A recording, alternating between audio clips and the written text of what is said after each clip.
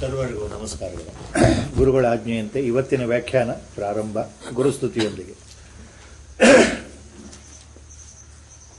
ಗುರುವೇ ಸರ್ವಲೋಕಾನಾಂ ಭಿಷಜೇ ಭವರೋಗಿನಾಂ ನಿಧಯೇ ಸರ್ವವಿದ್ಯಾನಾಂ ಶ್ರೀದಕ್ಷಿಣಾಮೂರ್ತಯೇ ನಮಃ.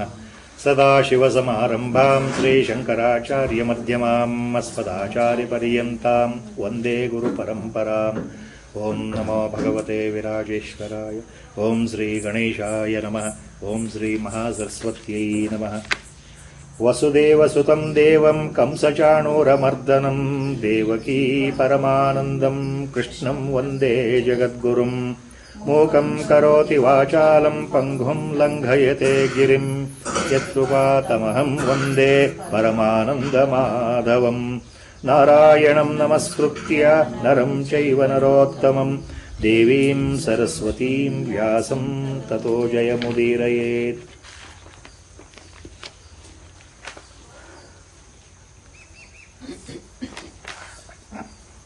11ನೇ ಅಧ್ಯಾಯ.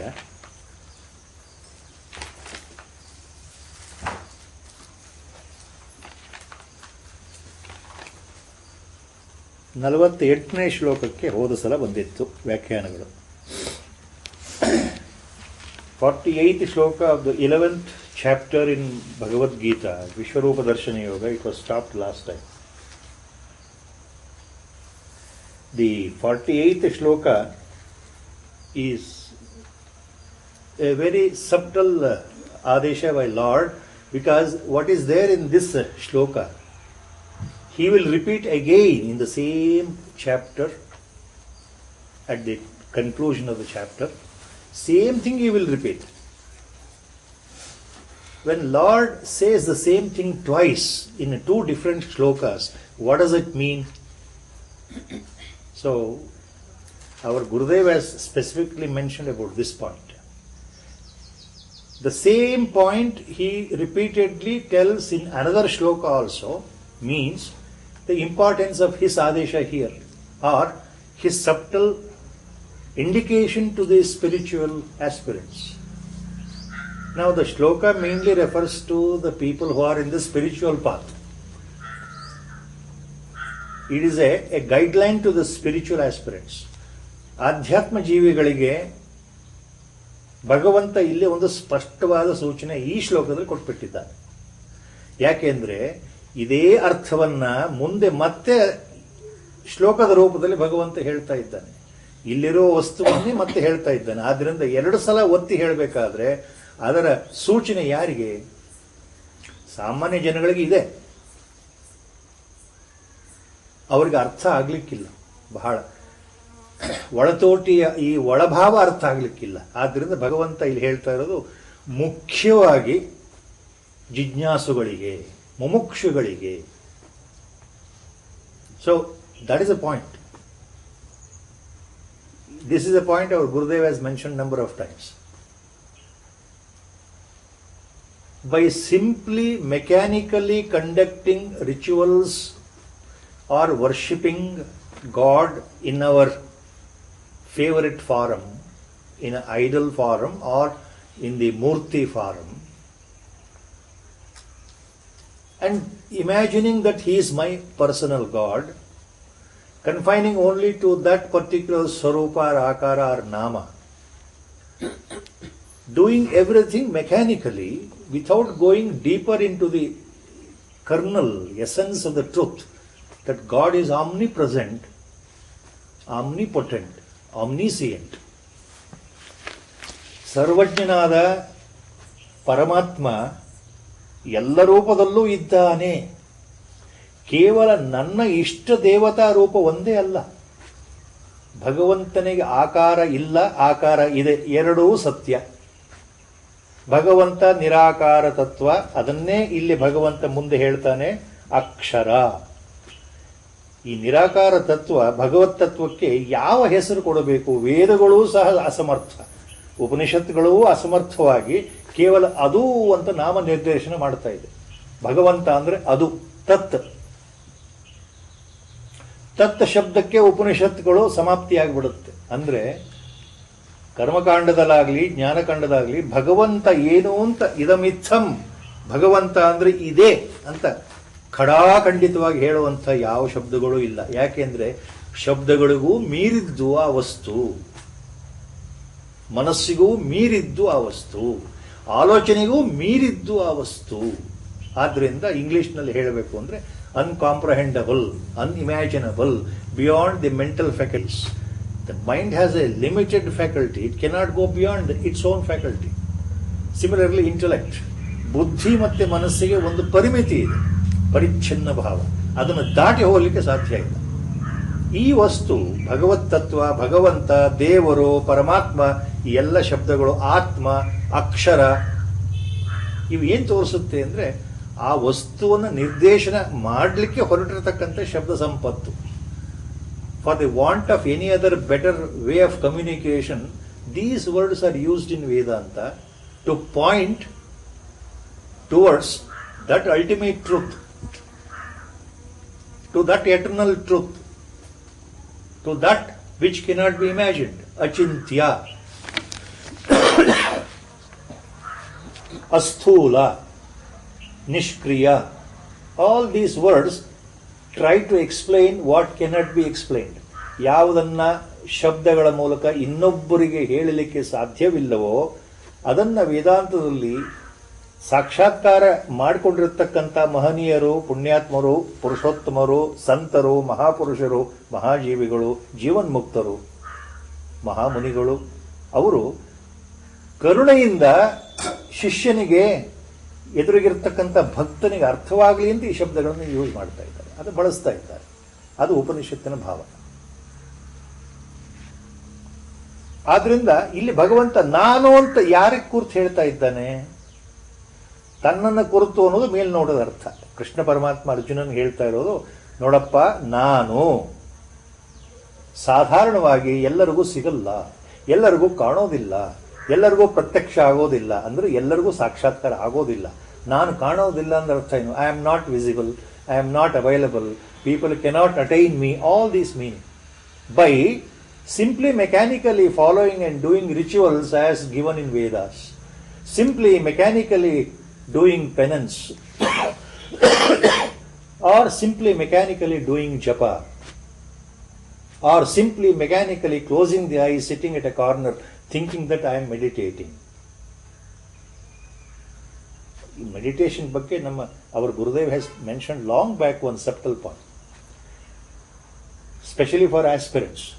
ಆಧ್ಯಾತ್ಮ ಜಿಜ್ಞಾಸುಗಳಿಗೆ ಗುರುಗಳು ಒಂದು ಸಲ ನನ್ನ ಎದುರಿಗೆ ಹೇಳ್ತಾ ಇದ್ರು, the very fact that when you say I am meditating, your sentence starts with the letter I itself. ನಾನು ಧ್ಯಾನವನ್ನು ಮಾಡುತ್ತೇನೆ, ಅಥವಾ ನಾನು ಧ್ಯಾನವನ್ನು ಮಾಡುತ್ತಿದ್ದೇನೆ, ಅಥವಾ ನಾನು ನಿನ್ನೆ ಧ್ಯಾನವನ್ನು ಮಾಡಿದೆ, ಅಥವಾ ನಾಳೆ ಧ್ಯಾನವನ್ನು ನಾನು ಮಾಡುತ್ತೇನೆ, ಇವೆಲ್ಲ ಶಬ್ದಗಳು.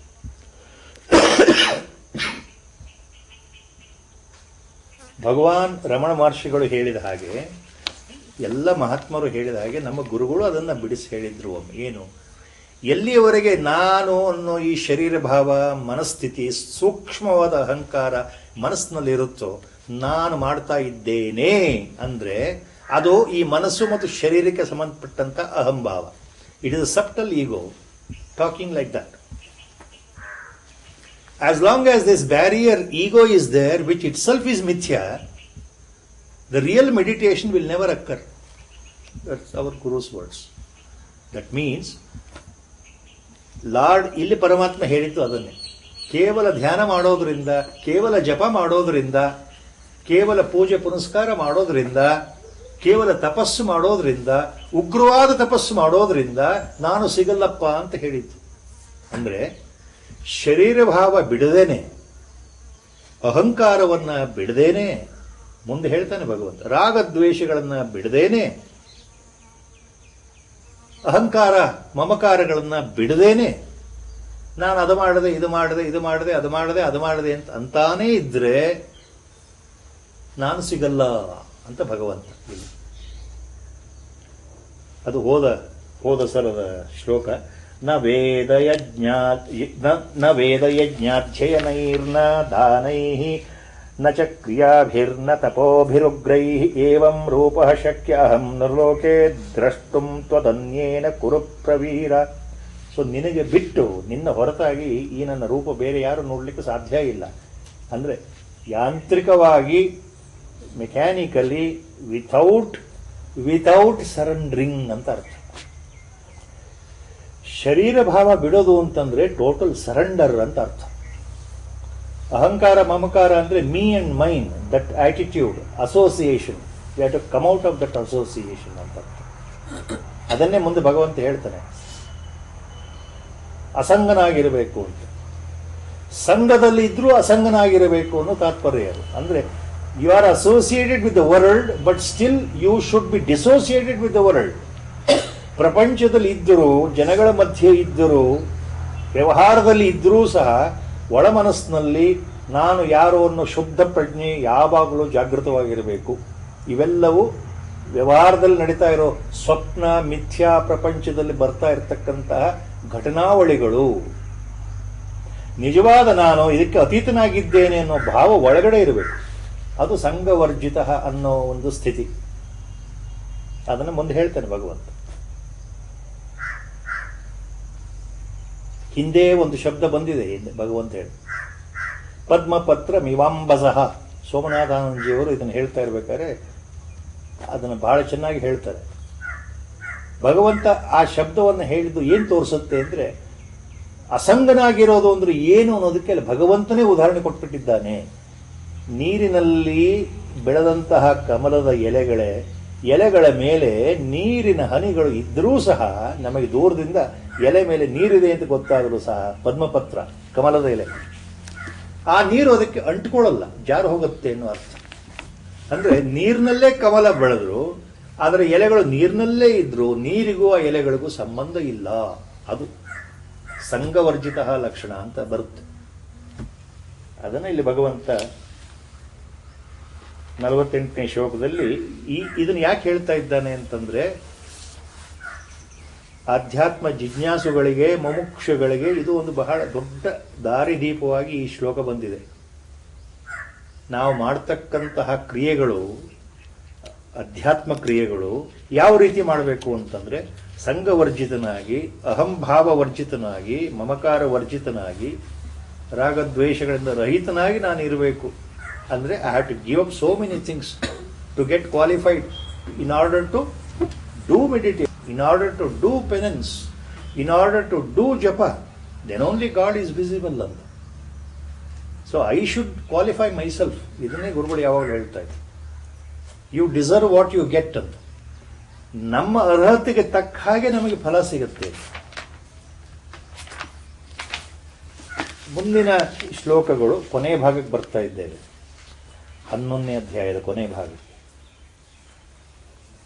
ಭಗವಂತ ಹೇಳಿದ ಮೇಲೆ ಅರ್ಜುನನ ಮನಸ್ಸಲ್ಲಿತ್ತಲ್ಲ, ಈ ಘೋರವಾದ ರೂಪವನ್ನು ನನಗೆ ನೋಡ್ಲಿಕ್ಕೆ ಆಗ್ತಾ ಇಲ್ಲಪ್ಪ, ನೀನು ಮೊದಲನೇ ರೂಪ ನನಗೆ ತೋರಿಸು ಅಂತ ಹೇಳಿದಾಗ ಇಲ್ಲಿ ಭಗವಂತ ಅದನ್ನು ಹೇಳ್ತಾನೆ. ಆ ಪ್ರಶ್ನೆಗೆ ಉತ್ತರ, ಮಾತೆ ವ್ಯಥಾ ಮಾಚ ವಿಮೂಢ ಭಾವೋ ದೃಷ್ಟ್ವಾ ರೂಪಂ ಘೋರಮಿದೃಂ ಮಮೇದಂ ವ್ಯಪೇತಭಿಃ ಪ್ರೀತಮನಾಃ ಪುನಸ್ತ್ವಂ ತದೇವ ಮೇ ರೂಪಮಿದಂ ಪ್ರಪಶ್ಯ. ದೇವ ಮೇ ರೂಪಮಿದಂ ಪ್ರಪಶ್ಯ ಪುನಃ ತ್ವಂ ಮೇ ರೂಪಮಿದಂ ಪ್ರಪಶ್ಯ. ವ್ಯಪೇತಭಿಃ ಪ್ರೀತಮನಾಃ. ವ್ಯಪೇತಭಿಃ ಅಂತಂದ್ರೆ ಹೆದರಿಕೆಯನ್ನ ಬಿಟ್ಟು, ಭಯವನ್ನ ಬಿಟ್ಟು, ನಿನ್ನ ವ್ಯಾಕುಲತೆ, ಚಿಂತೆ ಎಲ್ಲವನ್ನು ಬಿಟ್ಟು ಅಂತ ಅರ್ಥ. By giving up your grief, sorrow or fear in the mind ಅಂತ. By giving up the fear, that is ವ್ಯಪೇತಭಿಃ ಪ್ರೀತಮನಾಃ ಪುನಃ ತ್ವಂ. ಪ್ರೀತಮನಾಃ ಅಂತಂದ್ರೆ with a balanced mind, with love and affection filled in your mind. ಪ್ರಸನ್ನನಾಗಿ, ಸಂತೋಷಗೊಂಡು, ಪ್ರಸನ್ನ ಚಿತ್ತದಿಂದ ಅಂತ ಅರ್ಥ ಪ್ರೀತಮನಾಹ. ಪುನಃ ಈ ನನ್ನ ರೂಪವನ್ನು ನೋಡು ಅಂತ ಹೇಳ್ತಾ ಇದ್ದಾನೆ ಭಗವಂತ. ಯಾವುದು? ಮಾತೆ ವ್ಯತ March ವಿಮೂಢ ಭಾವೋ. ಭಾವೋ, if you split that, ಭಾವ. Ma means here negative meaning. Ma means don't. Don't cry, don't do. Don't ಅನ್ನೋ ಅರ್ಥ. ಬೇಡ ಅನ್ನೋ ಅರ್ಥ.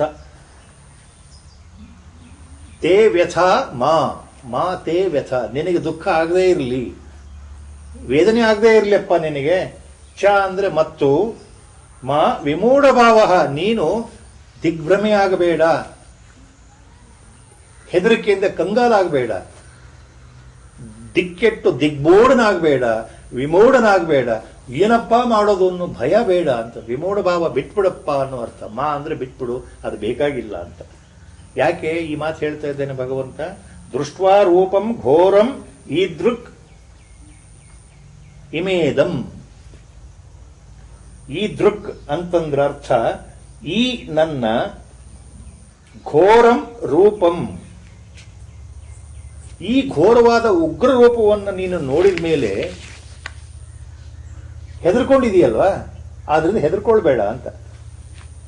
ಮಾತೆ ವ್ಯಥಾ ಮಾಚ ವಿಮೂಢ ಭಾವೋ ದೃಷ್ಟ್ವಾ ರೂಪಂ ಘೋರಮಿದೃಂಗಮೇದಂ ವ್ಯಪೇತಭಿಃ ಪ್ರೀತಮನಾಃ ಪುನಸ್ತ್ವಂ ತದೇವ ಮೇ ರೂಪಮಿದಂ ಪ್ರಪಶ್ಯ. ಆದ್ರಿಂದ ಹೆದರ್ಕೊಳ್ಳಬೇಕಾದಂತ ಪ್ರಸಂಗ ಬೇಕಾಗಿಲ್ಲ. ಈ ಉಗ್ರ ರೂಪವನ್ನು ನೋಡಿ ನೀನು ಪ್ರಸನ್ನನಾಗಿ, ಪ್ರಸನ್ನ ಚಿತ್ತದಿಂದ ನಿನ್ನ ವ್ಯಾಕುಲತೆಯನ್ನು ದೂರ ಮಾಡಿ ಪುನಃ ನಿನಗೆ ನನ್ನ ಹಳೆಯ ರೂಪವನ್ನು ತೋರಿಸ್ತೇನೆ, ನನ್ನ ಹಳೆಯ ರೂಪವನ್ನೇ ನೋಡಪ್ಪ ಅರ್ಜುನ ಅಂತ ಅಭಯ ಕೊಡ್ತಾ ಇದ್ದಾನೆ. ಅಂದ್ರೆ ಇದುವರೆಗೆ ಕೊಟ್ಟಂತಹ ದಿವ್ಯ ದೃಷ್ಟಿ ಏನಿತ್ತು ಅರ್ಜುನನಿಗೆ, ಆ ದಿವ್ಯ ದೃಷ್ಟಿಯಿಂದ ಆ ವಿಶ್ವರೂಪವನ್ನು ನೋಡಿದ್ನಲ್ಲ, ಆ ದಿವ್ಯ ದೃಷ್ಟಿಯನ್ನು ವಾಪಸ್ ತಕ್ಕೊಂಡು ಆತನಿಗೆ ಸಾಮಾನ್ಯ ಮನುಷ್ಯ ದೃಷ್ಟಿಯನ್ನು ಕೊಡ್ತಾ ಇದ್ದಾನೆ. ನನ್ನ ಸಾಮಾನ್ಯವಾದ ಈ ರೂಪವನ್ನ ನೀನು ನೋಡು, ನಿನ್ಗೆ ಇಷ್ಟ ಇದೆಯಲ್ವಾ, ಇದನ್ನು ನೋಡು ಅಂತ. So don't be perturbed, don't be worried by seeing this cosmic form which has created confusion and fear in your mind. Be fearless and complacent. Be fearless, because this cosmic figure is only a small part of that what I have shown you. For this you have become afraid. So be complacent. Once again see my original form, what you wanted to see at that.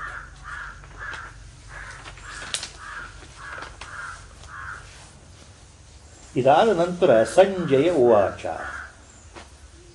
ಈಗ ಸಂಜಯ ಹೇಳ್ತಾ ಇದ್ದಾನೆ ಧೃತರಾಷ್ಟ್ರನಿಗೆ. ಯಾಕಂದ್ರೆ ಭಗವದ್ಗೀತೆ ಪೂರ್ತಿಯಾಗಿ ಬರ್ತಾ ಇರೋದು ಸಂಜಯನ ಬಾಯಿಂದ ಧೃತರಾಷ್ಟ್ರನಿಗೆ ವರದಿ. ಯಾವುದು? ಯುದ್ಧದ ವರದಿ ಕೊಡ್ತಾ ಇರೋದು ಸಂಜಯ. ಸಂಜಯ ಹೇಳ್ತಾನೆ, ಸಂಜಯ ಉವಾಚ ಇತ್ಯರ್ಜುನಂ ವಾಸುದೇವಸ್ಥತೋಕ್ತ್ವಾ ಸ್ವಕಂ ರೂಪಂ ದರ್ಶಯಾಮಾಸ ಭೂಯಃ. ದರ್ಶಯಾಮಾಸ ಭೂಯಃ. ಭೂಯ ಮೀನ್ಸ್ ಅಗೈನ್, ಅಗೈನ್. ಇತ್ಯರ್ಜುನಂ ವಾಸುದೇವಸ್ಥತೋಕ್ತ್ವಾ ಸ್ವಕಂ ರೂಪಂ ದರ್ಶಯಾಮಾಸ ಭೂಯಃ ಆಶ್ವಾಸಯಾಮಾಸ ಚ ಭೀತಮೇನಂ ಭೂತ್ವಾ ಪುನಃ ಸೌಮ್ಯ ವಪುರ್ಮಹಾತ್ಮ. ಸಂಜಯ ಧೃತರಾಷ್ಟ್ರನಿಗೆ ಹೇಳ್ತಾ ಇರೋದು. ನಾವು Sanjaya tells the emperor Dhritarashtra, look Dhritarashtra, now he is calling Krishna Paramatma as Mahatma. Sanjaya himself is calling. ಎರಡನೇ ಚರಣದಲ್ಲಿ ಸೌಮ್ಯ ವಪುರ್ ಮಹಾತ್ಮ ಅಂತಿದೆಯಲ್ಲ, ಮಹಾತ್ಮ ಶಬ್ದ ಸಂಜಯ ಕೃಷ್ಣನನ್ನು ಕುರಿತು ಹೇಳ್ತಾ ಇರೋದು ಧೃತರಾಷ್ಟ್ರನಿಗೆ. ನೋಡಪ್ಪ ಧೃತರಾಷ್ಟ್ರ ದೊರೆ, ಆ ಮಹಾತ್ಮನಾದ ಕೃಷ್ಣ ಪರಮಾತ್ಮ, ಆ ಸಂಬೋಧನೆ ಏನ್ ಹೇಳ್ತಾ ಇದ್ದಾನೆ? Sanjaya is telling Dhritarashtra that Paramatma Swarupa Sri Krishna, the Lord himself, after assuring Arjuna, he gave him the normal vision and showed him the normal, his personal form. Because Arjuna was afraid earlier to see the Ugra Swarupa. So, to assure Arjuna, now he showed his normal form. So, that kaleidoscopic cosmic form disappeared instantly. Look, Emperor Dhritarashtra, this is what is happening in the battlefield. That is how the Sanjay is talking. So ಭಗವಾನ್ ವಾಸುದೇವನನ್ನ ಕುರಿತು ಸಂಜಯ ಮಹಾತ್ಮ ಶಬ್ದವನ್ನು ಹೇಳ್ತಾ ಇದ್ದಾರೆ. ಆ ಭಗವಂತ ವಾಸುದೇವ ಅಂದ್ರೆ ವಸುದೇವನ ಪುತ್ರ ವಾಸುದೇವ ಅದೇ ಪ್ರಕಾರ ತನ್ನ ವಿಶ್ವರೂಪವನ್ನ ಉಗ್ರ ಸ್ವರೂಪವನ್ನ ಮರೆಮಾಚಿ ತನ್ನ ಸ್ವಂತ ಸ್ವರೂಪವನ್ನ ಸೌಮ್ಯ ಸ್ವರೂಪವನ್ನ ಅರ್ಜುನನಿಗೆ ತೋರಿಸಿದನು ಮತ್ತು ಹೆದರಬೇಡ ಎನ್ನುವ ಆಶ್ವಾಸನೆಯನ್ನು ಕೊಟ್ಟನು.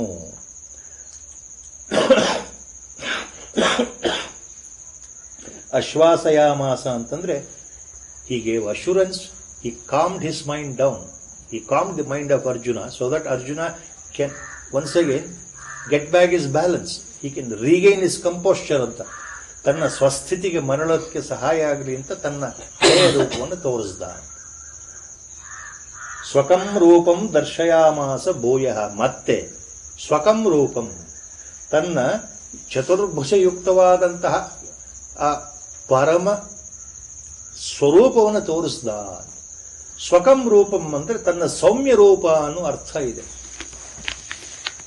ಸಾಮಾನ್ಯವಾಗಿ ಎಲ್ಲ ಟೀಕಾಕಾರರು ಸ್ವಕಂ ರೂಪಂ ಅಂತಂದ್ರೆ ಆಚಾರ್ಯರು ನಮ್ಮ ರಾಮಸುಖದಾಸಿ ಮಹಾರಾಜರು ಸೇರಿ ಜ್ಞಾನೇಶ್ವರ ಮಹಾರಾಜರು ಸೇರಿ ಅವ್ರು ಹೇಳ್ತಾ ಇರೋದು ಏನು ಅಂತಂದ್ರೆ ಕೊನೆಗೆ ಅರ್ಜುನನಿಗೆ ತನ್ನ ಸ್ವಂತ ರೂಪವನ್ನು ತೋರಿಸ್ದ. ಸ್ವಕಂ ರೂಪಂ, personal form.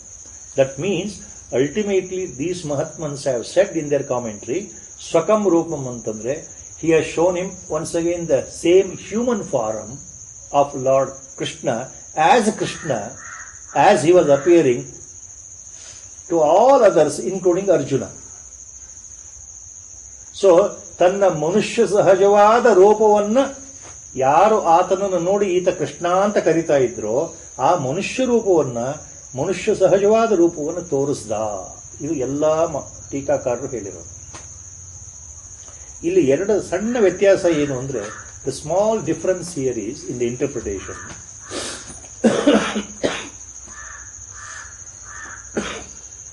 According to Shankara Bhagavatpada and according to Sri Ramanujacharya, both, what they say here is, in their commentary, Swakam Rupam means, Lord showed his personal form to Arjuna means, both are unanimous in their interpretation. Acharya Shankara and Acharya Ramanuja. They say, first, in one instance or instantly, Lord showed his pure divine Mahavishnu form with the four hands, with Shankha Chakra Gada Padmadhariyada Sriman Narayana Vaikuntapatiya Sri Mahavishnuವಿನ ಸ್ವರೂಪವೇ ಆತನ ಸ್ವಂತ ರೂಪ. ಅದನ್ನು ತೋರಿಸಿದ್ದಾನೆ ಅರ್ಜುನನಿಗೆ. After that ಆ ಮಹಾವಿಷ್ಣುವಿನ ರೂಪ ಮರೆಯಾಗಿ ಸಾಮಾನ್ಯ ಮನುಷ್ಯ ಕೃಷ್ಣನ ರೂಪದಲ್ಲಿ ಆತ ಕಾಣಿಸ್ಕೊಂಡಿದ್ದಾನೆ. ಇಬ್ರು ಆಚಾರ್ಯರು ಹೇಳ್ತಾ ಇರ್ತಕ್ಕಂಥ ಮಾತು. Acharya Madhva directly as far all other commentators he says ಸ್ವಕಂ ರೂಪಂ ಅಂತಂದ್ರೆ ಆ ಉಗ್ರವಾದ ರೂಪವನ್ನ ಮರೆಮಾಚಿ ಆ ವಿಶ್ವರೂಪವನ್ನ ಮರೆಮಾಚಿ ಯಥಾಸ್ಥಾನದಲ್ಲಿ ಕೃಷ್ಣ ಸಾರಥಿ ರೂಪದಲ್ಲಿ ಕೈನಲ್ಲಿ ತನ್ನ ಒಂದು ಚಾಟಿ ಹಿಡ್ಕೊಂಡು ಮುಂದ್ಗಡೆ ಕೂತಿದ್ನಲ್ಲ ರಥದಲ್ಲಿ, ಅದೇ ತನ್ನ ಮನುಷ್ಯ ರೂಪದಲ್ಲಿ ಈತನಿಗೆ ತನ್ನ ರೂಪವನ್ನು ತೋರಿಸ್ದ ಅಂತ ಆಚಾರ್ಯ ಮಧ್ವರು ಹೇಳ್ತಾರೆ. ಉಳಿದ ಟೀಕಾಕಾರರು ಹಾಗೆ ಹೇಳ್ತಾರೆ.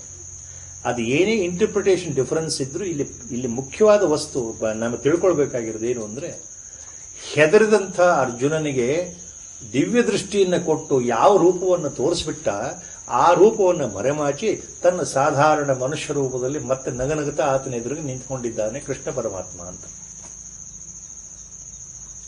ಇತ್ಯರ್ಜುನಂ ವಾಸುದೇವಸ್ತಥೋಕ್ತ್ವಾ ಸ್ವಕಂ ರೂಪಂ ದರ್ಶಯಾಮಾಸ ಭೂಯಃ ಆಶ್ವಾಸಯಾಮಾಸ ಚ ಭೀತಮೇನಂ ಭೂತ್ವಾ ಪುನಃ ಸೌಮ್ಯ ವಪುರ್ಮಹಾತ್ಮ ಭೂತ್ವಾ ಸೌಮ್ಯ ಪುನಃ. ಮತ್ತೆ ತನ್ನ ಸೌಮ್ಯ ರೂಪದಲ್ಲಿ ಮನುಷ್ಯ ರೂಪದಲ್ಲಿ ಆತನೆದುರಿಗೆ ಮುಗುಳ್ನಗ್ತಾ ನಿಂತುಕೊಂಡಿದ್ದಾನೆ. ಇದನ್ನು ನೋಡಿ ಅರ್ಜುನ ಮನಸ್ಸು ಸ್ವಲ್ಪ ಮಟ್ಟಿಗೆ ಹಗುರವಾಯಿತು ಅಂತ. ಈಗ ಮುಂದಿನ ಶ್ಲೋಕ, ದ ನೆಕ್ಸ್ಟ್ ಶ್ಲೋಕ, ಅರ್ಜುನ ವಾಚ್. It continues. ನಾವು looking the normal form, the personal form which he is familiar. Then Arjuna, he composes his mind, comes back to his senses. Earlier he was thrilled. He didn't know what to say. He was blabbering. He was afraid. All these feelings were there. Drishtvedam manusham rupam tava saumyam janardana ಇದಾನೀಮಸ್ಮಿ ಸಂವೃತ್ತಃ ಸಚೇತಾಃ ಪ್ರಕೃತಿಂ ಗತಃ. Now Lord, looking at the Lord, Arjuna says, Arjuna ಏನು ಹೇಳ್ತಾ ಇದ್ದಾನೆ? ದೃಷ್ಟ್ವಾ ಇದಂ, ಈ ನಿನ್ನ ಪಾನ್ಯ ಸೌಮ್ಯ ರೂಪವನ್ನು ನೋಡಿ. ಯಾವುದು? ದೃಷ್ಟ್ವಾ ಇದಂ ಮಾನುಷಂ ರೂಪಂ, ಈ ನಿನ್ನ ಮನುಷ್ಯ ರೂಪವನ್ನ, ಸಾಧಾರಣ ರೂಪವನ್ನ, ಇದುವರೆಗೂ ನಾವು ನೋಡಿದಂಥ ಕೃಷ್ಣನೇ ನೀನು ಅಂತ ಗೊತ್ತಾದ ಮೇಲೆ ಈ ನಿನ್ನ ರೂಪವನ್ನ, ಮನುಷ್ಯ ರೂಪವನ್ನು ನೋಡಿ ಅದು ಎಂಥದ್ದು? ಸೌಮ್ಯವಾಗಿರ್ತಕ್ಕಂತಹ, ಶಾಂತವಾಗಿರ್ತಕ್ಕಂತಹ, ಪ್ರಸನ್ನವಾಗಿರ್ತಕ್ಕಂತಹ, ನಿನ್ನ ಆ ಮುಗುಳ್ನಗೆ ಭರಿತವಾದಂತಹ ಆ ರೂಪ, ಕಾಂತಿಯುಕ್ತವಾದ ರೂಪವನ್ನು ನೋಡಿ ಜನಾರ್ದನ, ಇದಾನೀಮಸ್ಮಿ ಸಂವೃತ್ತಃ, ಇದಾನೀಮಸ್ಮಿ ಸಂವೃತ್ತಃ, ಸಂವೃತ್ತಃ ಇದಾನೀಂ ಅಸ್ಮಿ. ಈಗ ನನ್ನ ಮನಸ್ಸು ಶಾಂತವಾಗಿದೆ. ಸಂವೃತ್ತ ಇದಾನೀಂ ಅಸ್ಮಿ, ಈಗ ನಾನು ಶಾಂತವಾಗಿದ್ದೇನೆ. ಸಚೇತಾ ಪ್ರಕೃತಿಂ ಗತಃ, ಸಚೇತಾ ಪ್ರಕೃತಿಂ ಗತಃ, ನನ್ನ ಸ್ವಾಭಾವಿಕ ಸ್ಥಿತಿ. Now I have come back to normal senses. Now I feel balanced. After looking it your this normal ರೂಪ, this forum, as I am always familiar, this is a pleasing human form. After seeing this, now I have regained my normal senses. I have regained my normal self. I have regained my normal mental balance. Now I am happy. ದೃಷ್ಟ್ವೇದಂ ಮಾನುಷಂ ರೂಪಂ ತವ ಸೌಮ್ಯಂ ಜನಾರ್ದನ ಇದಾನೀಮಸ್ಮಿ ಸಂವೃತ್ತಃ ಸಚೇತಾಃ ಪ್ರಕೃತಿಂ ಗತಃ. ಸಚೇತಾ ಪ್ರಕೃತಿ means I have come back to normal senses. ನಾನು ಮೊದಲಿನ ಹಾಗೆ ನನ್ನ ಮನಸ್ಸಿನ ಸ್ಥಿಮಿತವನ್ನು ಕಾಪಾಡಿಕೊಂಡಿದ್ದೇನೆ, ಈಗ ಶಾಂತವಾಗಿದ್ದೇನೆ ಕೃಷ್ಣ ಅಂತ ಹೇಳ್ತಾ ಇದ್ದಾನೆ. ಅದನ್ನು ನೋಡಿ ಪ್ರಸನ್ನನಾಗಿ ಭಗವಂತ ಏನು ಹೇಳ್ತಾನೆ ಮುಂದಿನ ಶ್ಲೋಕದಲ್ಲಿ? ಶ್ರೀ ಭಗವಾನ್ ಉವಾಚ ಸುದುರ್ದರ್ಶಮಿದಂ ರೂಪಂ ದೃಷ್ಟವಾನಸಿ ಯನ್ಮಮ ದೇವಾ ಅಪ್ಯಸ್ಯ ರೂಪಸ್ಯ ನಿತ್ಯಂ ದರ್ಶನಕಾಂಕ್ಷಣಃ. Very direct meaning. The shloka is very simple. You can feel the meaning directly. ಅಪಿ ಅಸ್ಯ ರೂಪಸ್ಯ ದೇವಾಃ ನಿತ್ಯಂ ದರ್ಶನಕಾಂಕ್ಷಿಣಃ. ದೇವಾನು ದೇವತೆಗಳೂ ಸಹ, ಅಪಿ means including all the demigods, devatas, starting from Indra, Varuna, Kubera, Chandra, Rahu, Ketu, etc., etc., Agni, Kubera, whatever you call. All the Devanu Devas, all the devatas.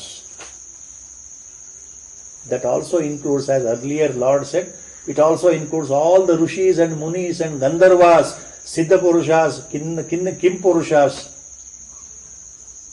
All come under that. Devanu Devas.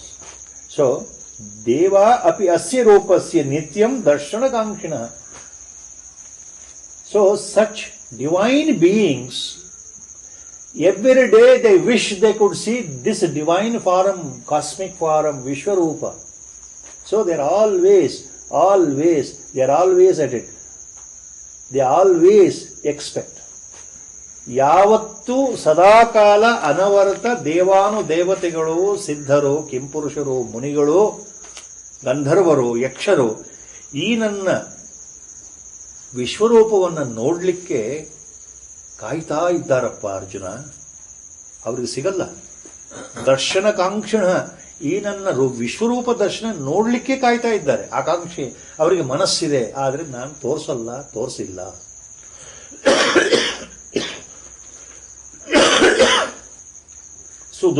ಸುದುರ್ದರ್ಶಮಿದಂ ರೂಪಂ ದೃಷ್ಟವಾನಸಿ ಎನ್ಮಮ.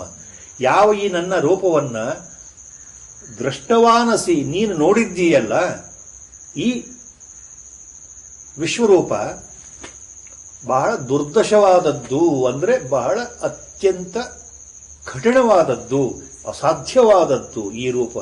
ಯಾರಿಗೆ? ದೇವಾನು ದೇವತೆಗಳಿಗೆ ನೋಡ್ಲಿಕ್ಕೆ ಸಿಗೋದಿಲ್ಲಪ್ಪ ಇದು. ಅದು ನೀನು ನೋಡಿದೀಯ. ಯಾಕೆ? ನೀನು ನನಗೆ ಪ್ರಿಯ, ನೀನು ನನ್ನ ಸಖ ಮಾತ್ರ ಅಲ್ಲ, ನೀನು ನನ್ನ ಭಕ್ತನಾಗಿದ್ದೀಯ. ಈಗ ನೀನು ಶರಣಾಗತ ಭಾವದಿಂದ ನಿಂತಿದ್ದೀಯಲ್ಲ, ನೀನು ನನಗೆ ಅತ್ಯಂತ ಪ್ರಿಯನಾದ ಭಕ್ತನಾದ್ರಿಂದ, ಸಖ ಆದ್ರಿಂದ, ಬಂಧು ಆದ್ರಿಂದ ನಿನಗೆ ಮಾತ್ರ ಕೃಪೆಯಿಂದ ಈ ರೂಪವನ್ನು ನಾನು ತೋರಿಸಿದ್ದೇನೆ. ದೇವತೆಗಳಿಗೆ, ದಾನವರಿಗೆ, ಯಕ್ಷರಿಗೆ, ಕಿಂಪುರುಷರಿಗೆ ಯಾರಿಗೂ ಸಾಧ್ಯವಿಲ್ಲದೆ ಇರತಕ್ಕಂಥದ್ದು ನಿನಗೆ ನಾನು ತೋರಿಸ್ತಾ ಇದ್ದೇನೆ ಅಂತ ಭಗವಂತ ಯಾಕೆ ಹೇಳ್ತಾ ಇದ್ದಾನೆ? ಇಲ್ಲಿ ಒಂದು ಪಾಯಿಂಟ್ ಇದೆ. ದೇವ ಅಪಿ ಅಸ್ಯ ರೂಪಸ್ಯ ನಿತ್ಯಂ ದರ್ಶನಕಾಂಕ್ಷಿಣ. ಮನುಷ್ಯರಿಗಿಂತ ಅತ್ಯಂತ ಮೇಲ್ಮಟ್ಟದಲ್ಲಿದ್ದಾರಲ್ಲ ದೇವಾನು ದೇವತೆಗಳು, ಸಿದ್ಧಿಪುರುಷರು, ಗಂಧರ್ವರು, ಕಿನ್ನರು, ಕಿಂಪುರುಷರು, ಅವ್ರಿಗೆ ಯಾಕೆ ಹಾಗಾದ್ರೆ ಭಗವಂತ ತೋರಿಸ್ತಾ ಇಲ್ಲ? ಉತ್ತಮರಲ್ಲಿ ಉತ್ತಮರು, ಸ್ವರ್ಗಲೋಕದಲ್ಲಿ ಇರ್ತಕ್ಕಂಥವ್ರು, ಮಹರ್ಲೋಕದಲ್ಲಿ ಇರ್ತಕ್ಕಂಥವ್ರು, ಜನಲೋಕದಲ್ಲಿ ಇರ್ತಕ್ಕಂಥವ್ರು, ತಪೋಲೋಕದಲ್ಲಿ ಇರ್ತಕ್ಕಂಥವರು ಉತ್ತಮರಿಗಿಂತ ಉತ್ತಮರು, ಮಾನವರಿಗಿಂತ ಉತ್ತಮರು. ಹಾಗೆ ಅವ್ರಿಗೆ ಯಾಕೆ ತೋರಿಸ್ತಾ ಇಲ್ಲ? ಅವ್ರಿಗೆ ನಾನು ತೋರಿಸಲ್ಲ ಅಂತ ಭಗವಂತ ಯಾಕೆ ಹೇಳ್ತಾ ಇದ್ದಾನೆ? ಇಲ್ಲಿ ಬಹಳ ಸೂಕ್ಷ್ಮವಾದ ವಿಷಯ. ದೇವತೆಗಳಿಗೆ ಇಲ್ಲದೆ ಇರೋ ಭಾಗ್ಯ ಮನುಷ್ಯನಿಗಿದೆ. ಇದು ವೇದಾಂತ ಎಂದೋ ಹೇಳಿದೆ. ಈಗ ನಿಮ್ಗೆ ಅರ್ಥ ಆಗುತ್ತೆ ವೇದಾಂತ ಯಾಕೆ, ಮನುಷ್ಯ ಈ ಮಾನವ ಜನ್ಮ ಯಾಕೆ ಅತ್ಯಂತ ಅಮೂಲ್ಯ, ಬಹಳ ದೊಡ್ಡದು ಅಂತ ಈಗ ನಿಮ್ಗೆ ಅರ್ಥ ಆಗುತ್ತೆ.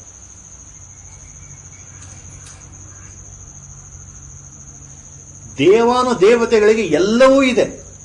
ಕ್ಷಣ ಮಾತ್ರದಲ್ಲಿ, ಇಚ್ಛಾ ಮಾತ್ರದಲ್ಲಿ ಸಂಕಲ್ಪಧಾರಿಗಳು, ಇಚ್ಛಾಧಾರಿಗಳು ಅಂತ. ಅವರು ಏನು ಬಯಸ್ತಾರೋ ಕ್ಷಣ ಮಾತ್ರದಲ್ಲಿ ನೆರವೇರುತ್ತೆ. ಆದರೆ ಅವರು ಕೇವಲ ಸುಖ, ಭೋಗ, ಆನಂದದಲ್ಲೇ ಮುಳುಗಿದ್ದಾರೆ. ಅವರಿಗೆ ದುಃಖ ಅನ್ನೋದಿಲ್ಲ, ವೃದ್ಧಾಪ್ಯ ಅನ್ನೋದಿಲ್ಲ, ಹಸುವೆ ಅನ್ನೋದಿಲ್ಲ, ಬಾಯಾರಿಕೆ ಅನ್ನೋದಿಲ್ಲ, ತೊಂದರೆಗಳಿಲ್ಲ, ಕಷ್ಟಗಳಿಲ್ಲ. ಏನು ಮನಸ್ಸು ಮಾಡಿದ್ರೆ ಅದು ಸಿಕ್ಬಿಡುತ್ತೆ ಅವ್ರಿಗೆ. ಅಂದ್ರೆ ಅವರ ಮನಸ್ಸು ಕೇವಲ ಭೋಗದ ಕಡೆಗಿದೆ. They are only interest in pleasure because they are demigods. They don't have any problem. Whatever they wish, it happens. So, they are only interested in pleasure. ಅವರ ಮನಸ್ಸು ಸುಖಲಾಲಸೆ, ಭೋಗದ ಕಡೆ ಇರೋದ್ರಿಂದ ಭಗವಂತ ಸಿಗೋದಿಲ್ಲ.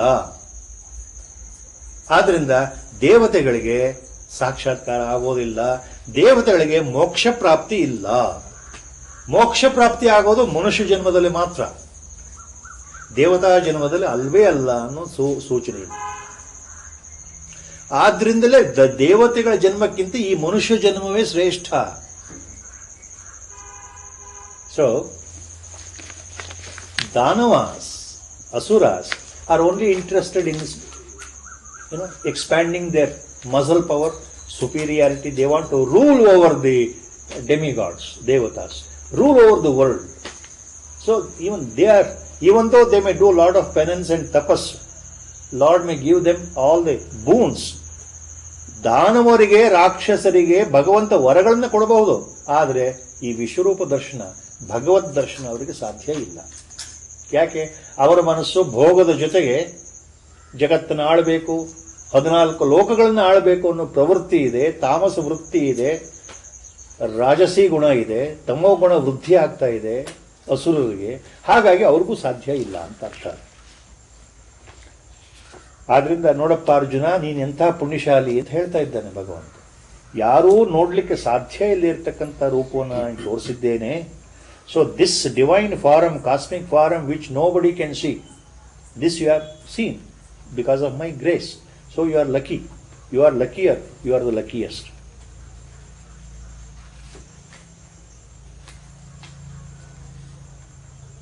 Again, next shloka, he repeats what earlier had said in 48 shloka. ಯಾಕೆ ಎಲ್ಲರಿಗೂ ಸಿಗಲ್ಲ? ಮನುಷ್ಯರಲ್ಲೂ ಏನು ಎಲ್ಲರಿಗೂ ಸಿಕ್ಬಿಡುತ್ತಾ? ಇಲ್ಲಲ್ಲ. ಭಗವದ್ ದರ್ಶನ ಆಗೋದೇ ಕಷ್ಟ ಎಲ್ಲ ಮನುಷ್ಯರಿಗೆ, ಮಾನವ ಜನ್ಮ ಹೊಂದಿದವರಿಗೆ. ಎಲ್ಲೋ ಒಬ್ಬರಿಗೆ ಲಕ್ಷದಲ್ಲಿ ಕೋಟಿ ಒಬ್ಬರಿಗೆ ಆಗಬಹುದು. ಯಾಕೆ? ಅದಕ್ಕೂ ಉತ್ತರ ಎರಡನೇ ಈ ಶ್ಲೋಕದಲ್ಲಿ ಮೊದಲು ಹೇಳಿದ್ದು 48ನೇ ಶ್ಲೋಕದ ಹೇಳಿದ್ದನ್ನೇ ಇಲ್ಲಿ ಹೇಳ್ತಾ ಇದ್ದಾನೆ. ಇನ್ the next shloka he repeats what already has said. ನಾಹಂ ವೇದೈರ್ನ ತಪಸಾ ನ ದಾನೇನ ಚೇಜ್ಜಯ ಶಕ್ಯ ಏವಂ ವಿದೋ ದ್ರಷ್ಟುಂ ದೃಷ್ಟವಾನಸಿ ಮಾಂ ಯಥಾ. Same thing he has already repeated. He has already said. Naham vedair na tapasa, na aham vedaihi, na tapasa, na danena, na cha ijjaya. Chejjaya, if you split, ijjaya, cha ijjaya. Ijjaya means by yagas and homas and havans. Na vedaihi, by studying Vedas or reciting Vedas. Na tapasa, by doing simply penance. ಕೇವಲ ತಪಸ್ ಮಾಡೋದ್ರಿಂದ, ಕೇವಲ ವೇದಾಧ್ಯಯನ ಮಾಡೋದ್ರಿಂದ, ವೇದಗಳನ್ನು ಓದೋದ್ರಿಂದ, ಋಕ್ಕುಗಳನ್ನು ಪ್ರತಿನಿತ್ಯವೂ ಅದನ್ನು ಅನುಸಂಧಾನ ಮಾಡೋದ್ರಿಂದ, ಸಂಹಿತೆಗಳನ್ನು ಓದೋದ್ರಿಂದ, ಬ್ರಾಹ್ಮಣಗಳನ್ನು ಓದೋದ್ರಿಂದ, ಉಪನಿಷತ್ತುಗಳನ್ನು ಓದೋದ್ರಿಂದ ಅಂತ ಎಲ್ಲ ಅರ್ಥ ಬಂತು ವೇದ ಅಂದರೆ. ಕರ್ಮಕಾಂಡ ಮತ್ತು ಜ್ಞಾನಕಾಂಡ ಎರಡೂ ಸೇರ್ತು ವೇದ ಅಂದರೆ. ಸೊ ವೇದಗಳ ಕೇವಲ ಅಧ್ಯಯನದಿಂದ, ತಪಸ್ಸಿನಿಂದ, ದಾನ ಮಾಡೋದ್ರಿಂದ, ನ ದಾನೇನ ನ ಚ ಇಜ್ಜಯ, ಅಥವಾ ಯಾಗ ಹೋಮ ಹವನಗಳು. ನಾನು ಪ್ರತಿ ದಿವಸವೂ ಪ್ರತಿ ತಿಂಗಳು ನಾನು ಯಾಗವನ್ನು ಮಾಡ್ತೇನೆ, ಹೋಮವನ್ನು ಮಾಡ್ತೇನೆ, ಹವನವನ್ನು. ಹೋಮ ಹವನ ಮನೇಲಿ ಮಾಡ್ತಕ್ಕಂಥದ್ದು, ಯಾಗ ಯಜ್ಞ ಸ್ವಲ್ಪ ದೊಡ್ಡ ಪ್ರಮಾಣದಲ್ಲಿ ಹೊರಗಡೆ ಮಾಡ್ತಕ್ಕಂಥದ್ದು. ಎಲ್ಲ ಥರದಲ್ಲಿ ನಾನು ಮಾಡ್ತಾ ಇದ್ದೇನೆ ಅಂತ ಅಂದ್ಕೊಂಡ್ರೆ ನಾನು ಸಿಗಲ್ಲಪ್ಪ ಅಂತ ಹೇಳ್ತಾ ಇದ್ದಾನೆ ಭಗವಂತ. ನ ಶಕ್ಯಂ ಏವಂ ವಿದೋ ದ್ರಷ್ಟುಂ, ಈ ರೀತಿ ಮಾಡೋದ್ರಿಂದ ದೃಷ್ಟುಂ ನ ಶಕ್ಯ, ನನ್ನನ್ನು ನೋಡಲಿಕ್ಕೆ ಸಾಧ್ಯ ಇಲ್ಲ. ಯಾವುದೋ ದ್ರಷ್ಟವಾನಸಿ ಮಾಂ ಯಥ, ನೀನು ಯಾವುದನ್ನು ನೋಡಿದ್ದೀಯೋ ಆ ಪ್ರಕಾರವಾಗಿ ವಿಶ್ವರೂಪವನ್ನು ಬೇರೆಯವರು ನೋಡಲಿಕ್ಕೆ ಸಾಧ್ಯವೇ ಇಲ್ಲ. He is repeating what already he has said. Look Arjuna, the way you have seen, ಅಂದರೆ by my grace, understood. ನನ್ನ ಕೃಪೆಯಿಂದ ನೀನು ಏನು ನೋಡಿದ್ದೀಯ ವಿಶ್ವರೂಪವನ್ನು, ಬೇರೆಯವರು ಇತರರು ವೇದಾಧ್ಯಯನ ಮಾಡೋದ್ರಿಂದ ಅದು ಸಿಗಲ್ಲಪ್ಪ, ಅವ್ರು ನೋಡ್ಲಿಕ್ಕೆ ಆಗಲ್ಲ. ಬರೀ ದಾನ, ನಾನು ದಿನವಿಡೀ ಜೀವನ ಪೂರ್ತಿ ದಾನವನ್ನು ಮಾಡ್ತಾ ಇದ್ದೇನೆ. I am doing charity. Yes, very good thing. By charity, you incur lot of punyas. By yajna and homa, lot of punyas. By penance, lot of punyas. That punya or the reward that will take us to the heaven. And you strive in the heaven for thousands of years till that reward is exhausted there. Again we have to come back. Kshine punye Martya loke vishanti, Lord himself has said in Bhagavad Gita. Once the reward of the punya gets totally exhausted in Swargaloka or in the upper heaven, Jivatma has to come back again to the earth to take rebirth. Our Gurudev has explained beautifully in the rebirth book all these subtle points. ನಾವು ಎಷ್ಟೇ ಪುಣ್ಯಶಾಲಿಗಳಾದರೂ ಸಹ, ನಾವು ಎಷ್ಟೇ ಒಳ್ಳೆಯ ಕೆಲಸಗಳನ್ನು ಮಾಡಿದರೂ ಸಹ, ಸಾಮಾನ್ಯವಾಗಿ what we C nowadays, we feel happy that even somebody is reciting Veda, because ಯಾರು ಮಾಡದೇ ಇರೋದು ಅವರು ಮಾಡ್ತಾ ಇದ್ದಾರಲ್ಲ, ಬಹಳ ಸಂತೋಷ. ಒಬ್ಬರು ವೇದಗಳನ್ನು ದಿನ ಓದ್ತಾ ಇದ್ದಾರೆ ಅಂದ್ರೆ ಬಹಳ ಸಂತೋಷ, ಯಾಕೆ ಯಾರು ಮಾಡ್ತಾ ಇಲ್ವಲ್ಲ.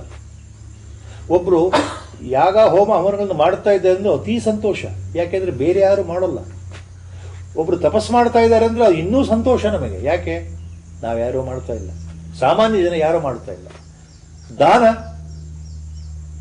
ದಾನ ಕೈಯಲ್ಲಿರೋ ದುಡ್ಡನ್ನ ಇನ್ನೊಬ್ಬರಿಗೆ ಕೊಡೋ ಮನಸ್ಸು ಎಷ್ಟು ಜನಕ್ಕೆ ಬರುತ್ತೆ, ಅದು ಒಳ ಮನಸ್ಸಿಗೆ ಎಲ್ಲರಿಗೂ ಗೊತ್ತಿರೋದ್ರಿಂದ ದಾನ ಮಾಡೋರು ಕಂಡ್ರೆ ಇನ್ನೂ ಸಂತೋಷ. ಅಬ್ಬಾ, ಅವ್ರು ತಮ್ಮ ಸಂಪತ್ತೆಲ್ಲ ಇನ್ನೊಬ್ಬರಿಗೆ ಕೊಡ್ತಾ ಇದ್ದಾರಲ್ಲಪ್ಪ, ಎಲ್ಲವೂ ನಮಗೆ ಸಂತೋಷ. ಯಾಕೆಂದ್ರೆ ನಾವು ಯಾರು ಮಾಡ್ತಾ ಇಲ್ಲ ಅನ್ನೋ ಭಾವ ಬಹಳ ಕಷ್ಟಕರವಾದದ್ದು, ಯಾಕೆಂದ್ರೆ ನಮ್ಮ ಮೋಹ ಬಿಡೋದಿಲ್ಲ. See, to do charity it requires that mind. I don't have that mind. To give away the money, I don't have that mind. Simply. Okay, if I got 10 lakhs, I may just, out of some compulsion by subtle mind, I may give 10 rupees or I may give 100 rupees. Not beyond that. It is human mind. This is human mind. This is what Lord is referring here. By mechanically expecting something with Sharir Bhava, when you do so many things, I am not available ಅಂತ ನೀವು ಮನಸ್ಸಲ್ಲಿ ಏನೋ ಒಂದು ಗುರುತರವಾದ ಅತ್ಯಂತ ಸೂಕ್ಷ್ಮಾತಿ ಸೂಕ್ಷ್ಮವಾದ ಆಸೆ ಇಟ್ಕೊಂಡು ಮಾಡೋದ್ರಿಂದ ನಾನು ಎಲ್ಲಿ ಸಿಗ್ತೀನಿ ನಿಮಗೆ? So I am not available. I cannot be seen. By all such rituals, the worshipping rituals are rituals in as prescribed in Veda, or by penance, whatever you do, or by meditation or by charity, without surrendering your subtle ego. So when you do with egoless mind, ಇದು ಈ ನನ್ನ ತನ ಅನ್ನೋ ಭಾವ ಬಿಟ್ಟು ಮಾಡೋದಿದೆಯಲ್ಲ, ಅರ್ಥ ಏನು ಅಂದರೆ ಭಗವದ್ಗೀತೆಯ ಮೂಲ ತತ್ವ ಭಗವಂತ ಮುಂದಿನ ಅಧ್ಯಾಯದಲ್ಲಿ ಹೇಳಿದ್ದಾನೆ. ಅದನ್ನು ಗುರುಗಳು ಯಾವಾಗ ಹೇಳ್ತಾರೆ, ಎಲ್ಲಕ್ಕಿಂತ ಸುಲಭವಾದ ಯಾವುದು ನಾವು ಮಾಡುವಂಥದ್ದು, ಮಾಡಬೇಕಾಗಿರೋದು ಇನ್ಯಾವುದು ಮಾಡೋಕ್ಕೂ ನಮಗೆ ಗೊತ್ತಾಗಲ್ಲ ಅಂದರೆ ಸುಲಭವಾಗಿ ನಾವು ಮಾಡುವಂಥದ್ದು ಯಾವುದು ಅಂತಂದರೆ, ಗುರುಗಳು ಯಾವಾಗಲೂ ಹೇಳ್ತಾ ಇದ್ರು, ಭಗವಂತ ಹೇಳಿದ್ದಾನೆ, ಮುಂದಿನ ಅಧ್ಯಾಯದಲ್ಲಿ ಬರುತ್ತೆ, ಸರ್ವಕರ್ಮ ಫಲತ್ಯಾಗ ಎಲ್ಲಕ್ಕಿಂತ ದೊಡ್ಡದು ಅಂತ ಭಗವಂತನೇ ಹೇಳ್ಬಿಟ್ಟಿದ್ದಾನೆ. It is greater than penance, greater than meditation, greater than japa. Lord says next in the next chapter, which is greater? Sarva karma phala tyaga. That is the real karma yoga, as our Gurudev was talking. Sarva karma phala tyaga antandre it includes so many things, including your desire to be liberated, your feeling that I am meditating, your feeling that I am worshipping, your feeling that I am singing bhajan with great devotion to Lord. So all that ego factor has to go, that I should completely go. That is the highest level truth. We will come to that in that particular point. So here, Lord says again, Naham vedairna tapasa na danena na chejjaya shakya evam vidho drashtum drashtuvanasi mam yatha.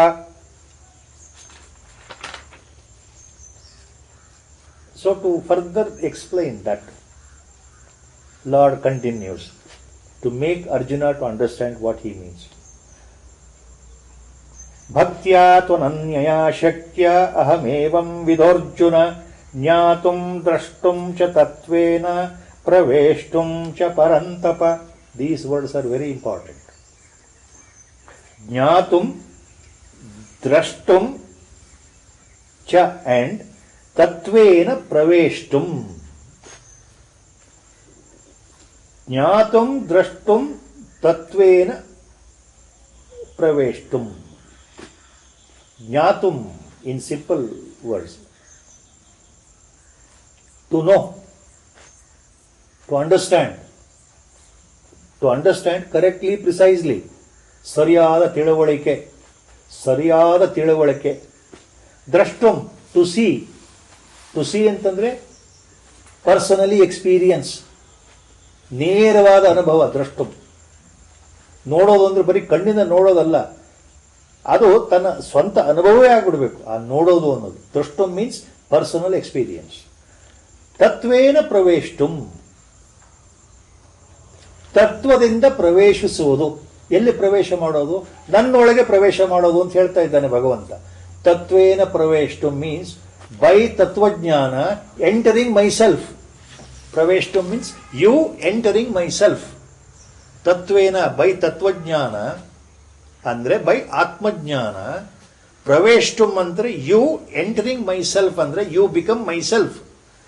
In common English, because to communicate we use the word merge. You are merging in me ಅಂತ ಅರ್ಥ. ಪ್ರವೇಷ್ಟುಂ ಅಂದರೆ ನೀನು ನನ್ನಲ್ಲಿ ಪ್ರವೇಶ ಆಗ್ತಾ ಇದ್ದೀಯಾ, ಆಗಿಬಿಡ್ತೀಯಾ, ಆಗಿದ್ದೀಯಾ ಅನ್ಲಿಕ್ಕೆ, ಐಕ್ಯನಾಗಿದ್ದೀಯಾ. You have merged in me. By ತತ್ವಜ್ಞಾನ you have merged in me ಅಂದ್ರೆ ಬೈ ಬ್ರಹ್ಮಜ್ಞಾನ ಆರ್ ಆತ್ಮಜ್ಞಾನ ಯು ಹ್ಯಾವ್ ಎಂಟರ್ಡ್ ಮೀ. ಪ್ರವೇಷ್ಟುಂ. What does it mean? Because for communication these words are used, please remember. Praveshtum means you become myself, I become yourself. ನೀನು ನಾನೇ ಆಗ್ಬಿಡ್ತೀಯ, ನಾನು ನೀನೇ ಆಗ್ಬಿಡ್ತೀಯ ಅಂತ. ಯಾಕೆ ಅಂದರೆ ಇದು ಈಗ ಸರಿಯಾಗಿ ಅರ್ಥ ಮಾಡ್ಕೊಳ್ಬೇಕು. ಇಲ್ಲಿ ಜ್ಞಾನಿಯ ಸ್ಥಿತಿ ಹೇಳ್ತಾ ಇದ್ದಾನೆ ಭಗವಂತ. ಯಾವುದು? ತತ್ವೇನ ಪ್ರವೇಷ್ಟುಂ. ತತ್ವಜ್ಞಾನದ ಮೂಲಕ, ಆತ್ಮಜ್ಞಾನದ ಮೂಲಕ, ಆತ್ಮ ಸಾಕ್ಷಾತ್ಕಾರದ ಮೂಲಕ, by enlightenment, by realization, you enter myself. Means what? You become myself. Means what? ತತ್ವಮಸಿ. Means what? You experience that ತತ್ವಮಸಿ ಇನ್ ದಿ ಫಾರ್ಮ್ ಆಫ್ ಅಹಂ ಬ್ರಹ್ಮಾಸ್ಮಿ. So the two mahavakyas, one is Upadesha form given by Sadguru to the deserving Shishya. The Sadguru tells the Shishya that you are that. That is Upadesha. Experiencing that, the Shishya says Aham Brahmasmi. Second Mahavakya. Tattvamasi is one Mahavakya.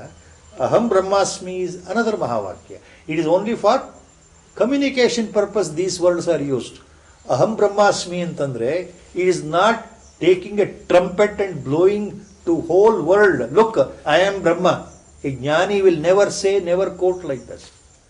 For communication purpose it says Mahavakya Aham Brahmasmi. That is a personal experience. Aham Brahmasmi means Tatvena Praveshtum, meaning both are same. So Lord says, ಭಕ್ತ್ಯಾ ತ್ವನನ್ಯಯಾ ಶಕ್ಯ ಅಹಮೇವಂ ವಿದೋರ್ಜುನ ಜ್ಞಾತುಂ ದ್ರಷ್ಟುಂ ಚ ತತ್ವೇನ ಪ್ರವೇಷ್ಟುಂ ಚ ಪರಂತಪ. ಭಕ್ತ್ಯಾ ಅನನ್ಯಾ ಭಕ್ತ್ಯಾ ತ್ವನನ್ಯಯಾ,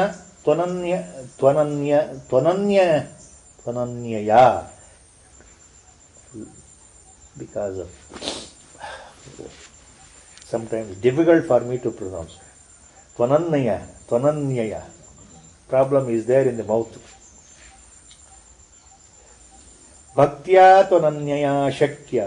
Lord says, only by undivided devotion. Undivided devotion. Ananyaya. Ananya bhakti.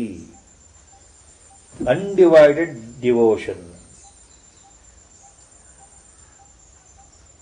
Alone I can be known. Aham evam vidho Arjuna.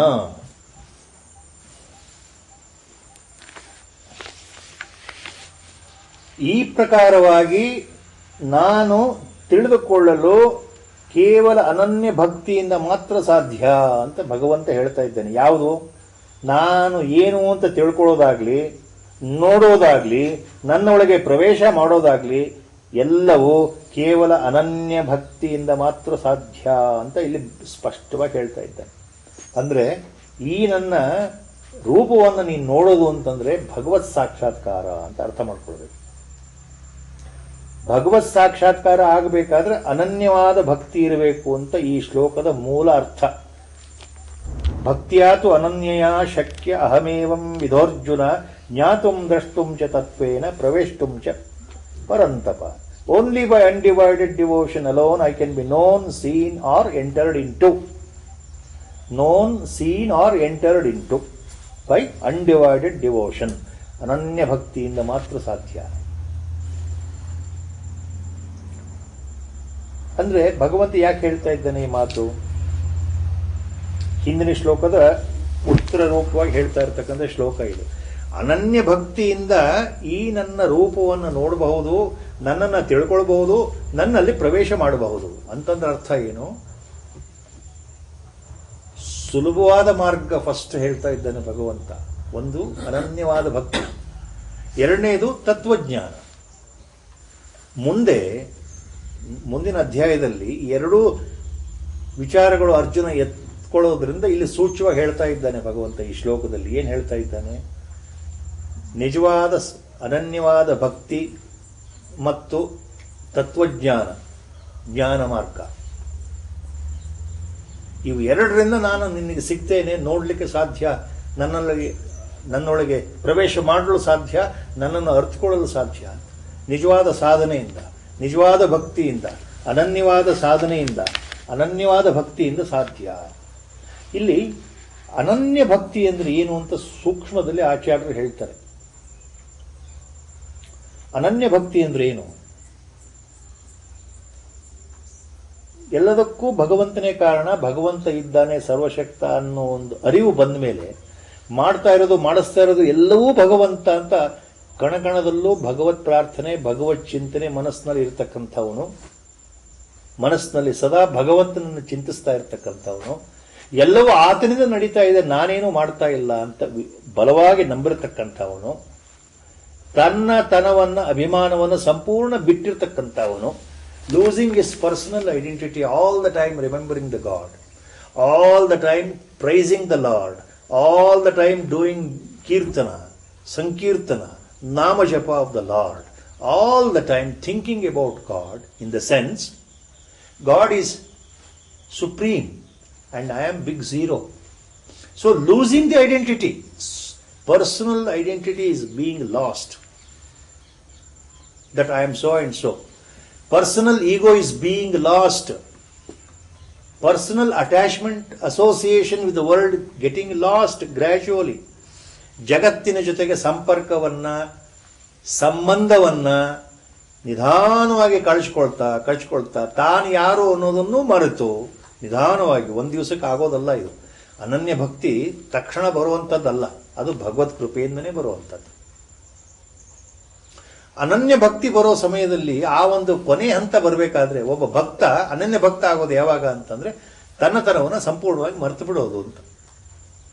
ಎಲ್ಲಿ ನೋಡಿದ್ರು ಭಗವಂತ ನೀನೇ ಇದ್ದೀಯಪ್ಪ, ಎಲ್ಲವೂ ನೀನೇ, ಏನಾದರೂ ಅದು ಎಲ್ಲದಕ್ಕೂ ನೀನೇ ಕಾರಣ ಅಂತ ಆ ಭಾವ ಇದೆಯಲ್ಲ, ಅದು ಬರಬೇಕು ಅನನ್ಯ ಭಕ್ತಿ. ಈ ರೀತಿ ಅನನ್ಯ ಭಕ್ತಿ ಬಂದಾಗ ಏನಾಗತ್ತೆ ಅಂದ್ರೆ ಆ ಭಕ್ತನ ಸ್ವಂತ ಇರುವಿಕೆ ಬಗ್ಗೆ ಆತನಿಗೆ ಗಮನ ಇರೋದಿಲ್ಲ, ತನ್ನ ಸಂಬಂಧದ ಬಗ್ಗೆ ಗಮನ ಇರೋದಿಲ್ಲ, ಪ್ರಪಂಚದ ಬಗ್ಗೆ ಗಮನ ಇರೋದಿಲ್ಲ. ನಾವು he is not bothered about the world, what the world says. He is not bothered about people, what the people say. He is interested only in God. He is interested in only Sankirtana, in Nama Sankirtana, or by listening to stories of Leela of the God, divine sports of God. ಎಲ್ಲಿ ಭಗವತ್ ಸಂಕೀರ್ತನೆ, ಭಗವನ್ ನಾಮ, ಭಗವತ್ ಚಿಂತನೆ ಇದೆಯೋ, ಎಲ್ಲಿ ಸತ್ಸಂಗ ಇದೆಯೋ ಅಲ್ಲಿ ಮನಸ್ಸು ಹೋಗ್ತಾ ಇರುತ್ತೆ. ಆತನ ಎಲ್ಲ ಕೆಲಸಗಳು ಮೂಲ ಉದ್ದೇಶ ನಾನು ಭಗವಂತನ ಸೇರಬೇಕು, ಭಗವಂತ ಸರ್ವಶಕ್ತ, ಸರ್ವಜ್ಞ, ನಾನೇನೂ ಅಲ್ಲ, ಎಲ್ಲವೂ ಭಗವಂತ. ಏನು ಆಗ್ತಾ ಇರೋದು ಎಲ್ಲದಕ್ಕೂ ಆತನೇ ಕಾರಣ, ಆಗ್ತಾ ಇರೋ ಒಳ್ಳೆಯದಕ್ಕೂ ಆತನೇ ಕಾರಣ, ಕೆಟ್ಟದಾಗ್ತಾ ಇದ್ರೆ ಆತನೇ ಕಾರಣ. ಇದೆಯಲ್ಲ ಸಮತೋಲನ ಬುದ್ಧಿ ಬಹಳ ಕಷ್ಟ. ಇದು ಎಲ್ಲ ಭಕ್ತರಿಗೂ ಬರಲಿಕ್ಕಿಲ್ಲ ಒಂದು ಜನ್ಮದಲ್ಲಿ. ಈ ಅನನ್ಯ ಭಕ್ತಿ ಬರಬೇಕು ಅಂದ್ರೆ ಎಷ್ಟೋ ಜನ್ಮಗಳು ದಾಟಬೇಕಾಗುತ್ತೋ ಏನೋ ಈ ಭಕ್ತಿ ಭಾವದಲ್ಲಿ. ಆದ್ರಿಂದ ಭಗವಂತ ಇದ್ದಾನೆ, only with pure undivided devotion. Ram Sukhdas ಜಿಯವರು ಇದಕ್ಕೆ ಹೇಳ್ತಾರೆ, ಈ ಅನನ್ಯ ಭಕ್ತಿ ಬಗ್ಗೆ ಹೇಳ್ತಾ, Ram Sukhdas Maharaj says, now why it is difficult to understand ananya bhakti or ananya bhakta, a devotee with single pointed concentrated devotion. It is difficult to imagine. Why? All may not be ananya bhaktas. They are no doubt devotees. They have devotion. Because Ram Sukhdas Ji Maharaj says, Ananya Bhakta means he is such a devotee where he doesn't even think that he is showing his devotion to the Lord for any ulterior motive in life, not for any personal gain in life, not an iota of personal selfish sankalpa is there, not an iota of personal selfish expectation is there in his mind. He simply loves. He simply regales with all the pleasure. with open mind, open heart, love pouring from his mind and heart. With the love he sings or he does japa or bhajan. Without expecting anything in life from Lord himself. ಕೇವಲ ಆ ಭಗವದ್ ಭಕ್ತಿಯ ಆನಂದವನ್ನು, ವಿಲಕ್ಷಣ ಆನಂದವನ್ನು ಪಡೀಲಿಕ್ಕೆ ಅತ್ಯಂತ ಸೂಕ್ಷ್ಮವಾದಂತಹ ಆನಂದಮಯ ವಾತಾವರಣದಲ್ಲಿ ಆತನ ಮನಸ್ಸು ಹೇಗೆ ಮುಳುಗುತ್ತೆ ಅಂದರೆ, ಮನಸ್ಸಲ್ಲಿ ಆನಂದ ಬಿಟ್ಟು ಏನೂ ಇರೋದಿಲ್ಲ. ಭಗವಂತನನ್ನು ನಾನು ಗುಣಗಾನ ಮಾಡಬೇಕು, ಸ್ತೋತ್ರವನ್ನು ಹೇಳಬೇಕು, ಆತನ ಭಜನೆ ಮಾಡಬೇಕು, ಜಪ ಮಾಡಬೇಕು, ನಾಮ ಸಂಕೀರ್ತನೆ ಮಾಡಬೇಕು ಅಂದರೆ ಅದರಿಂದ ತನಗೇನಾದರೂ ಕಿಂಚಿತ್ ಸಹಾಯ, ತನಗೆ ಭಗವಂತ ಏನಾದರೂ ಅದಕ್ಕೆ ಒಂದು ಉಡುಗೊರೆ, ಆತ ಕೃಪೆ ತೋರಿಸಬೇಕು ಅನ್ನೋ ಭಾವವೇ ಇರೋದಿಲ್ಲ. Without expecting anything including grace, without expecting kripa or grace. ಅಂದರೆ in simple language how I should convey, I don't. ಯಾವುದನ್ನೂ ಕೇಳದೇನೆ ಭಗವಂತನ ಕೇವಲ ಭಗವಂತ ಅಂತ ಕರೆಯೋದಿದೆಯಲ್ಲ, ಶ್ರೀರಾಮ ಜಯರಾಮ ಜಯ ಜಯರಾಮ ಅವರ ತಾರಕ ನಾಮ. Now when I utter the name or this bhajan or this japa or this mantra, Sri Rama Jaya Rama Jaya Jaya Rama, my mind is filled with the vibration of the divine name Rama. When I utter the word, I should not think that I am doing this particular type of nama sankirtana. I am doing it in order to please the Lord Rama. Now I am doing this japa or this chanting just to get something in my mind. Deep in the mind there is some point. I hope Lord Rama will help me in that point. No. Without any such feeling, by simply out of divine love, my mind should utter the word Rama.